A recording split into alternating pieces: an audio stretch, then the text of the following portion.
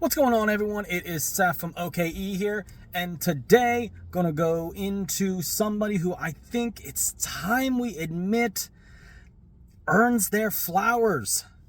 Guys, we're talking about Mike Mizanin.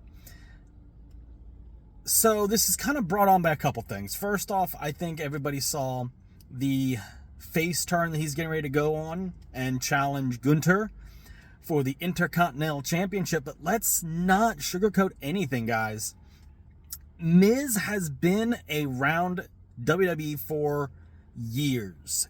He is in that vein of Dolph Ziggler, now that he's gone, which is even weirder to say, but I think that's a conversation for another point. Miz is a guy who quite literally started from the bottom, in that nobody in the locker room even wanted this guy there. And that's from the fans too. You have this young punk come in, a reality star, and everyone was like, nah, this dude is not going to make it. His stupid little fedora and all that. In the beginning, Mike Mizanin just didn't feel like he belonged in WWE.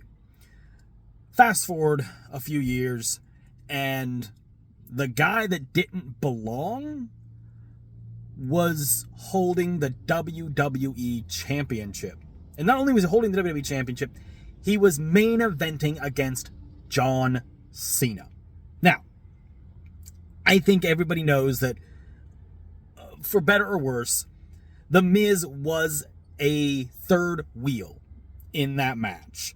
That match was entirely there to set up John Cena versus The Rock. So, is it fair to say that Miz got the short end of the stick? No, it's not. Because what Miz, in my opinion, did in that match is, even though he was the third wheel in what was obviously a bigger storyline, Rock Cena, Miz went out of his way on that night and a lot of nights since then to prove that he is an amazing utility worker. You can put anybody with The Miz, and 9 times out of 10, 8 times out of 10, you're going to get a good match. That's not going to be a 5-star classic. That's not what Miz does. What Mike Mizanin does is he takes a guy and he helps get them over. Miz, as a heel, is probably one of the most effective guys on the roster. For no other reason than Miz just has this face that you want to see get punched. You want to see Miz get beat. And I think that's a credit to him. Not a lot of guys can have longevity in the I just want to see you get punched in the face role. He's a good, smarmy guy. He's kind of what you want from a jobber to the stars, really. I don't really think Miz is ever going to get back to that World Heavyweight / WWE title picture, at least in a serious contender fashion. I think at this point, Miz has solidified himself as, in a way, again, it's kind of just my opinion in this, he has solidified himself as this generation's Sean Waltman. The guy that you can go in there and is the litmus test. If you can't have a good match with The Miz, if you can't have a good story with The Miz, specifically if you are the face to his heel, I don't know if you can have a successful career.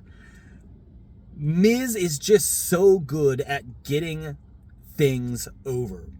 Be it dumb, wacky garbage, like he did with the Firefly Funhouse stuff. And he was a face in that against Bray Wyatt, mind you. Or getting someone over as a heel. Now, there are some things to say in that some of the guys that have been paired with Miz didn't work. Alex Riley, Damian Sandow, probably two of the biggest names that you can look at. You could also theoretically look at Curtis Axel and Bo Dallas, the Miztourage, and say, well, if Miz was so good, why aren't these guys still there? And, yeah, you know, the devil's advocate to my own point, yes, those guys aren't there. Sandow, in my opinion, he is a great, great character. His wrestling is average, which is great for WWE. But I felt that outside of the Mizdow character, WWE at the time was unwilling to let the character Damian Sandow succeed. I would say Alex Riley was just a little too young, a little too green, and just couldn't get over outside of feuding with The Miz. Curtis Axel and Bo Dallas, I would argue that those are topics for a longer discussion on another day. As I personally think Bo Dallas and Curtis Axel could have gotten very, very over. They did get very, very over. The whole B-Team thing, they were over. But I digress. We are coming into Gunther versus The Miz for the Intercontinental Championship coming up.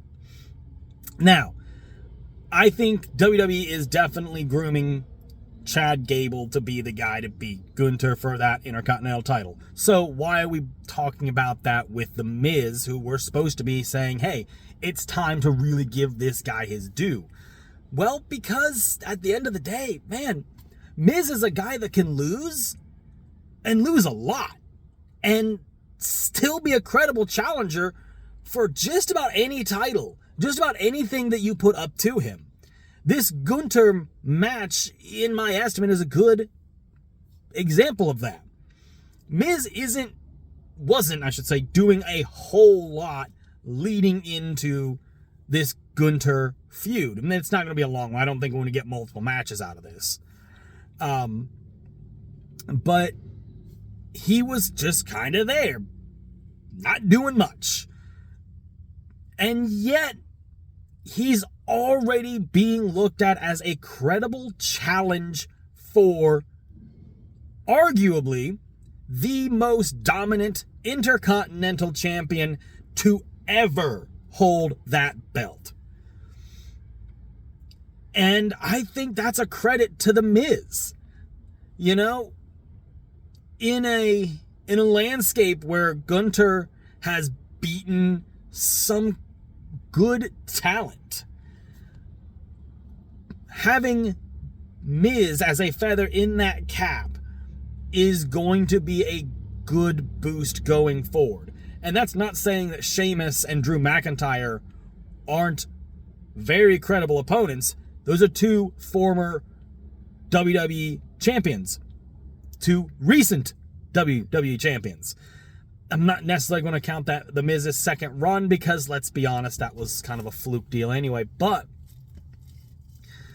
Miz is an established guy, and established at being able to A, take a loss and still look good on the other side of it, and B, make sure that the guy he's in the ring with looks that much better. Gunther looks great every single time he laces up a pair of boots. He gets in there and he has a physical specimen of a match every single time. Be it an absolute barn burner like what we got with Sheamus and Drew McIntyre at WrestleMania, or his individual matches with Sheamus at Clash of the Castle and Drew McIntyre respectively. Or you have big sweaty man slapping man meat like you got with Bronson Reed. The thing is, although all those matches are great, Miz is kind of a great stopgap for Gunther. Miz is a guy that is going to be able to take and absolutely elevate the great work that Gunther is already putting out. I think in, 4 or 5 years' time, I really don't know that Miz is going to do this for another 8 years. I'm really of the belief in the next couple years, and it's kind of already starting to happen, but more so in the next couple years as Miz is less and less prominent, people are going to look back kind of like how they're doing with Sheamus now, and they're going, man, this dude was an actual treasure to have on the roster.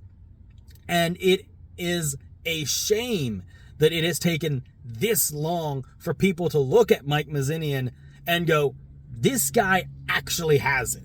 And not only does he actually have it, he has had it for a very long time. So guys, I'm not going to sit and ramble a whole lot more on it. This is more of a short video. Thank you for tuning in. Don't forget to like, comment, subscribe. Let us know what you're thinking. Follow us on all the socials. We got the X, we got the Facebook. Guys, thank you very much for watching. I look forward to seeing you in the next video. Later.